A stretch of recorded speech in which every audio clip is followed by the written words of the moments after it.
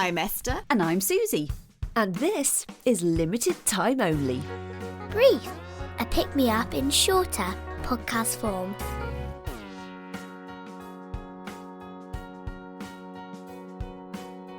Welcome to Limited Time Only Brief with me, Susie Riddell. And my guest today is Esther Stanford. You may have heard of her. Booyakasha. Booyakasha. She speaks Booyaka. I didn't know that about you. That's the first interesting fact revealed. I'm fluent. So I am going to ask Esther the series of questions that she asked me in the last LTO brief, which was an interesting and sort of soul exploring moment in my life that I've never quite got over. So let's see. It's been 2 weeks. Still thinking about it. So Esther, I'm going to start with question number one. You are tickling me today, Susie. You are tickling me. I've gone funny. Right, Esther Stanford. This is your life. Sorry. What is This is your life. This is your life. What? It wasn't Irish. The first one was. Was he? Yeah. I remember Michael Aspel. Oh, yeah, ITV. No, the first guy was Irish. Oh. What is your greatest fear? Oh, being trapped inside my body. Oh. You know, just like anything where you physically can't get out or communicate. Trapped inside your body. Yes. Do you ever have those dreams? What's it called? Is it night terror? Oh, like sleep paralysis. Yes, that's it. I've had a couple. And I think it is a fear of mine being trapped, and it seems to have got worse over the years and not being in control of that. Do you know what? I've listened to a lot of stuff about traumas that are passed down and things like that. But I know that when my mum was in labour with me, they left her, she had preeclampsia quite severely. So on the day I was due, they turned her up so that she was like in full labour, and then they needed to move her and they turned her back down. So I was stuck in the birth canal for quite a long time. And my dad said it was brutal the way your mum was treated. I'm sure that's why she was sterilised after me and didn't have another one. But that's terrible. So I then thought, I wonder if it that literally is agony. Yeah, Dad said it was horrendous, absolutely horrendous. So I was sort of trapped in the birth canal for quite a while. And I wonder if that's where it comes from, because my first memory of being trapped is when two little boys at preschool in the Rising Fives, so I was 4, kept me in a box for a couple of minutes. And I remember this feeling of anxiety going through the roof.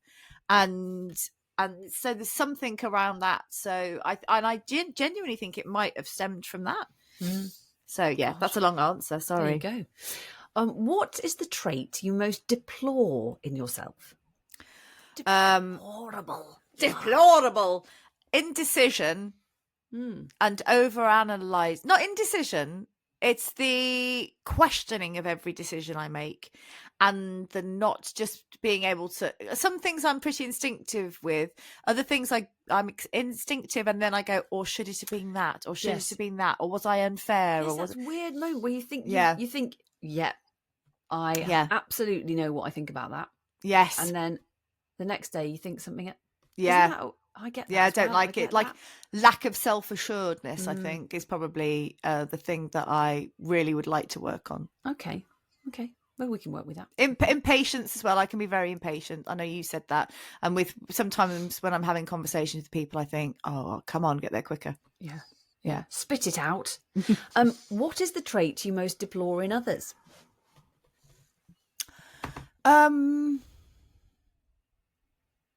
I don't like manipulation, and I don't like when people can't seem to join the dots quick enough. Oh yeah. So back to the impatience. Yeah. So that's my impatience coming back. Like, how can you not see that's the answer? Come on, let's get there quicker. Yeah. ADHD. Yeah. Describe yourself in 3 words. Oh, overly analytical. Can I have that as one word? Emotional. I'm either going to go buxom or funny. I don't know, one or the other. Buxomy. Fucksome. Fucksome.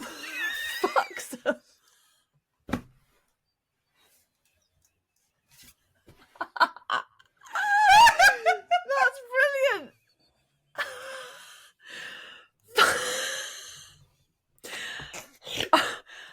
I'm writing it down. Fucksome. Wow. I in a previous episode, I have described Esther as the Roald Dahl of modern times, coming up with words that never previously existed in the English idiom. And fucksome is the newest addition to the ever-increasing list. Good Lord, that's brilliant. So that's funny and buxom. I mean, that should be the name of our podcast. That should be the name. Yeah. Oh, but I'd be funny, you'd be buxom. Oh God, it's like the Daily Mail when they talk about women's pins. The Fucksome podcast presenter, Esther Stanford, had her pins out on Saturday. Who wore it better? Oh, Theresa God. May or Fucksome podcast presenter? Buxom podcaster Esther Stanford. Well, you said it. So that was overly analytical. Yeah, emotional and fucksome. Fucksome. Yeah. Okay. What do you most like about your appearance? What do I like most about my appearance? If you'd asked me about 10 years ago, I would have said hair, eyes, boobs and legs. Wow. But then I've never had a great belly. I've never had a great bum. But everything's just sort of changing, isn't it? So maybe my energy. Oh, that's not your opinion. No, okay. Let's go. Oh, it's really hard. Do you know that? Okay, I'll say. Do you know it's weird, isn't it? It's quite a confronting thing to sort of think what you like most about your appearance. I suddenly feel. Well, it is weird because, I don't start every day sort of looking at myself going, well, I really like those knees. Hubba. Look at that belly button. I like little things like a mole. Yes. Or, I don't know. And then there's the a way part the light of me catches my eyebrow. Reflects off the single grey eyebrow hair. I've on the one hand, I find it sort of a weird thing to be asked. And sorry. then no. It's just what was on. It's just you sent me the questions. I know. Literally sent. But then on the other hand, I feel like I should say I like all of me because I want to be very loving to myself and accepting. So you could say that, but we know you're lying. Yeah, I'll go hair. I think there's many things you could like, but shouldn't. You'd be wrong. I'd be. Yeah.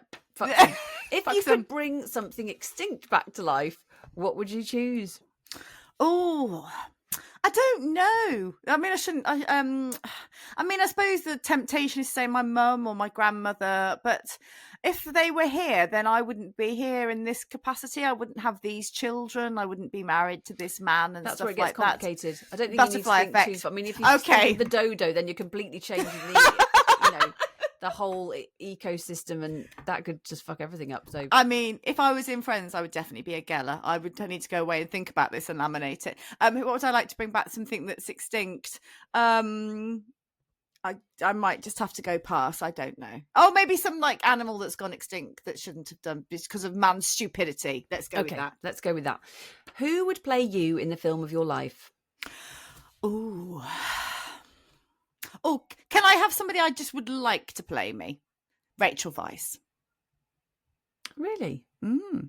Oh, she's good. Yeah, I can actually see the resemblance there. Can you? Yeah. I was thinking, because I was like, I thought Marianne Cotillard. For me? She's got a French accent, so that'd be weird. I would But you like French. I love anything French. Marianne Cotillard. Oh, la la. It could be set in Paris. It could be Esther Stanford. Esther Stanford. The French version of you. I will have Marianne Cotillard. Cotillard. In fact, she's probably about our age. No, Rachel Weisz is about. Yeah. Is Rachel Weisz a bit older? She's about 6 or 7 years older than us. I know. She looks amazing. Younger. She does. She looks a lot younger. Okay, who is your celebrity crush? Oh God, this is rubbish, isn't it? Now you're asking these questions, I literally don't know the answer to anything. This is going to sound weird, but I tend to look at women more than men and think, oh, she's cool. I'd like to be like her. Like I always think Gemma, like Gemma Arterton and Julianne Moore is like incredible. Kate Blanchett. It's more women I tend to look at. Okay, fine. Which book are you pleased you read? The book that I felt changed my life was The Alchemist. That's a better way of putting it. Yeah, pleased you read. I read. Yes, I need Alchemist. to read it again because it did absolutely nothing for me. Well, and maybe it wasn't supposed to. When I read it, I literally felt like, I mean, the only other thing I've done is smoke some pot. I've never done anything stronger than that. But I felt like I was sort of on some high and like I'd taken some LSD or something, because all the colours in the world around me looked like they'd been turned up. I felt this enormous sense of calm and certainty about what I should be doing. I just felt this really spiritual experience when I read it. If reading The Alchemist feels like smoking pot, get me a copy right now. And a bag of minstrels. a bag of, oh yeah. Bag of minstrels and some crisps. Yeah. What is the best and worst thing anyone's ever said to you? The best thing and then the worst thing. The worst thing I won't say because it's really horrible. And that stands out in my mind. And it would be clear who had said it as well. And it's really, really nasty. Okay. And I'll tell you afterwards, but I might cry.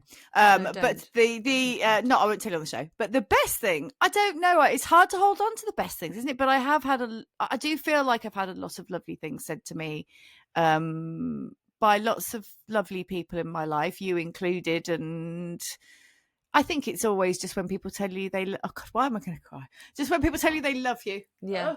Yeah. She's gone away now. Yeah. Esther has taken her face off the screen. Yeah. Anything like that, where you feel really loved and appreciated. Good. Would you choose fame or anonymity? Oh, can I have fame, but then also just disappear when I want to? Yeah, let's do that. Some kind of weird superhero character? Yeah. With invisibility? Yes, Clark Kent. What was the last lie you told? Did you ask me this? Oh, I don't think I did. I think I missed it. Last lie I told. It was probably something. I don't really like lying. I try and avoid it. It was probably something like, I don't know, like, yes, that looks amazing or something. Yes. Yeah, that kind you were of with thing. me last week. No, you did look amazing. People literally stopped you in the room to tell you how fantastic you looked in your yellow jumpsuit. So yellow. But I was just thinking, what was the last? I lie to my kids all the time because I say things like, "If you don't do this, I will cancel your birthday party." Of course, I'm never going to cancel his birthday party. Yes. It's terrible. I mean, that's made me stop and think that I should stop lying. Well, I think with kids, it's just making sure that you can follow through on everything you say. So that then they know to be genuinely terrified of you. Never do. Okay. Okay. What is your guiltiest pleasure? Oh, I really like it when you've got a bit of time to yourself and you can just be an absolute slob and like lie on the sofa and watch whatever you want and eat some chocolate, or do that in bed and not get out of bed till lunchtime and just be filthy.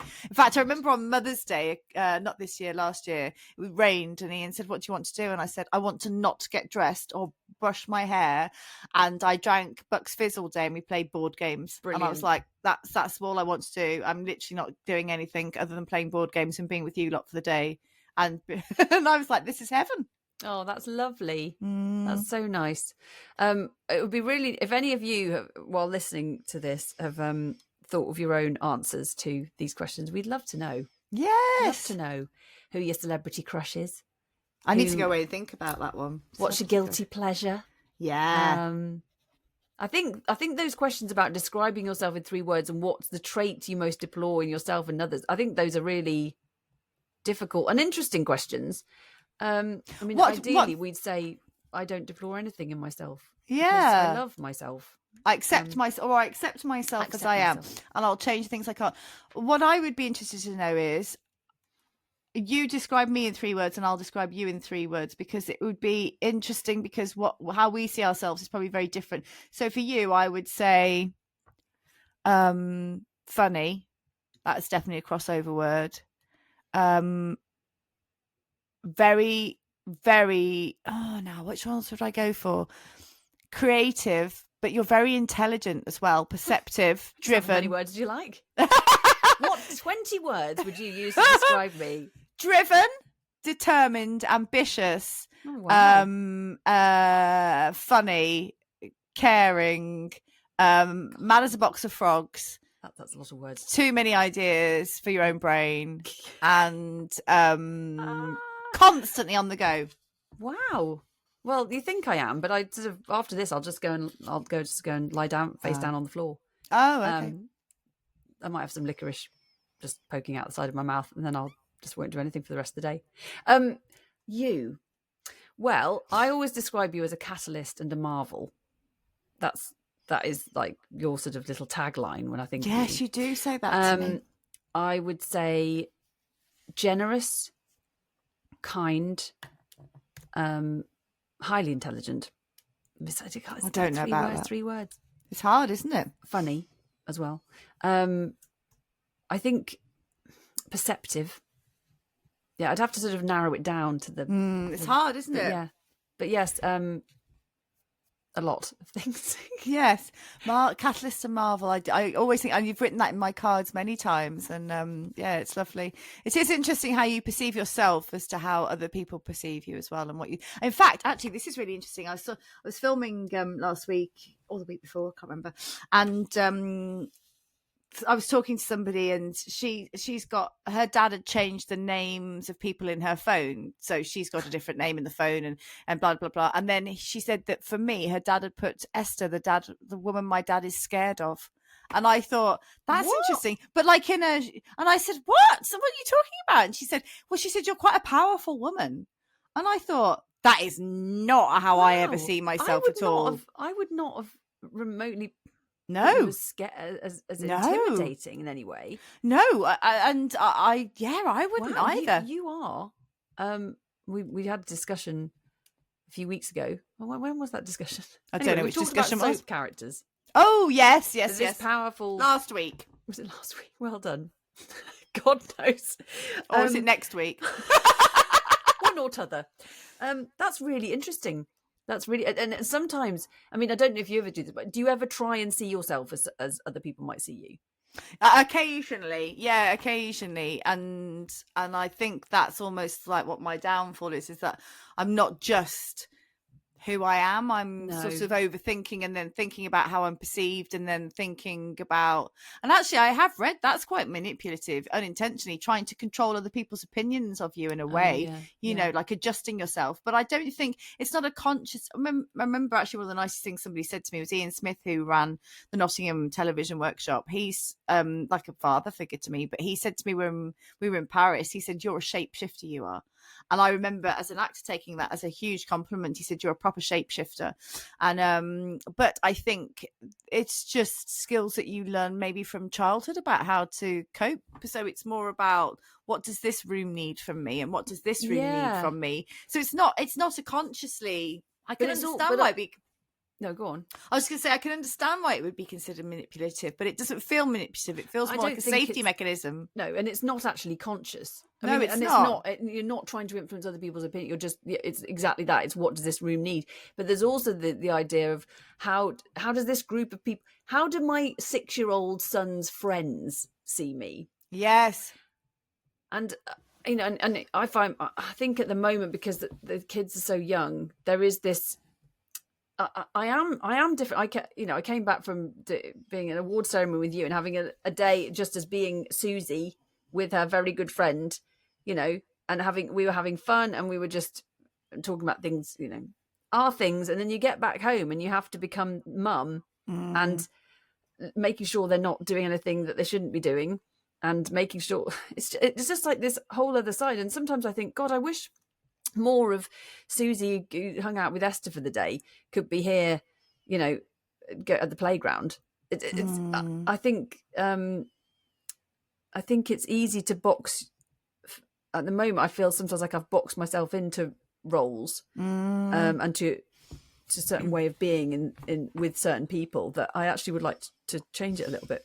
There's a very it's a famous phrase or sort of famous quote that somebody said, which is something about the fact that you're not. I think I've said this on the podcast before, actually. I am not who you think I am.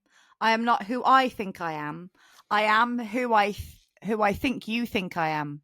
So I behave as I think you see me.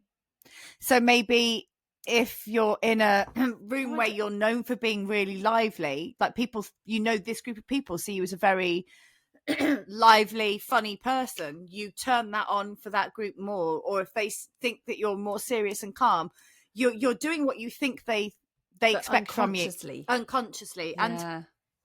And I think there's something. I was developing a television series with a very good producer a couple of years ago, and I was writing about the fact that if you've been friends with people for a very long time, it's quite hard to change because they still view you as 8-year-old Susie or 15-year-old Susie.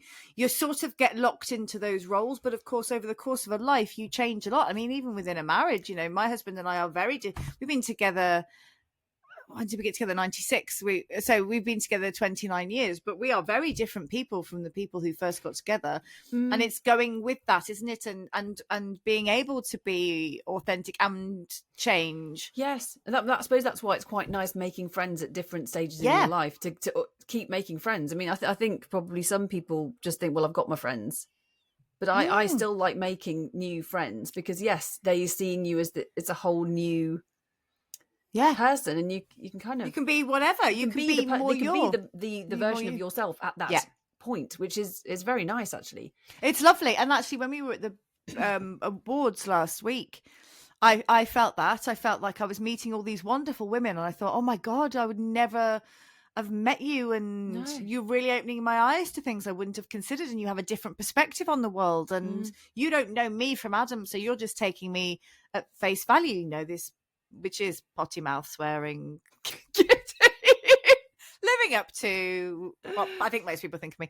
But do you know what I mean? It's just that freedom to just be. I love it when I can walk into a room and just be quiet, because I don't think people expect that from me. So if I'm quiet and I walk into a room, people go, "What's wrong with you? Are you okay? Is everything all right?" So I can't be quiet without people almost panicking that something's happened. And so I find that a pressure sometimes, that I've got to be switched on, and sometimes I don't want to be switched on. There's nothing wrong. I'm just quieter, more tired, or I mean, that was lovely in London last week. On the next day after because we barely slept when we were in the hotel, and then the next morning I said to you a couple of times, Susie, I've got nothing in the tank. Like, if I'm mute now, don't worry about it. I just got nothing to give you. Yeah. And it's being able to be like that, I think. Yeah, that's fine. Yeah. Yeah. Oh, that's right. Very interesting. Thank you very much, Guardian newspaper. Yes. Other newspapers are available. And if you want to suggest a topic for our brief conversation, although it was fairly long this week, then please do just pop it on Instagram, send us an email, or you could go to the link in the show notes here, just down below, and just click sign up to our newsletter. It's so simple, and it's really not arduous or horrible in any way. It's a lovely, lovely thing, and I'm composing the newest edition of the newsletter as we speak. And it's free. Yeah. And we're going to be doing some live soon as well, aren't we? Small amount of words to read and some pictures of us. So, what's to lose? What's to lose? See you next time. Yeah, ta-ra a bit. Ta-ra. You have been listening to Limited Time Only. Brief. Small but perfectly formed. Just like me.